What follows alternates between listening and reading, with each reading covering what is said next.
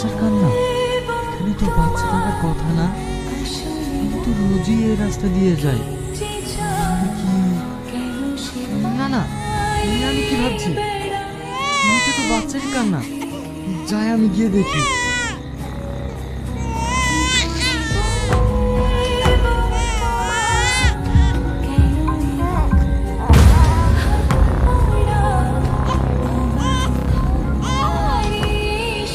এই জঙ্গলের ভিতরে এত সুন্দর বাচ্চা। আমি যদি এখন এই বাচ্চাটাকে এখানে রেখে যাই, এটা তো শিয়াল কুকুরে ছেড়ে খাবে। না না, এটা আমি হতে দিতে পারবো না। যাই, একে আমি বাড়ি নিয়ে যাই।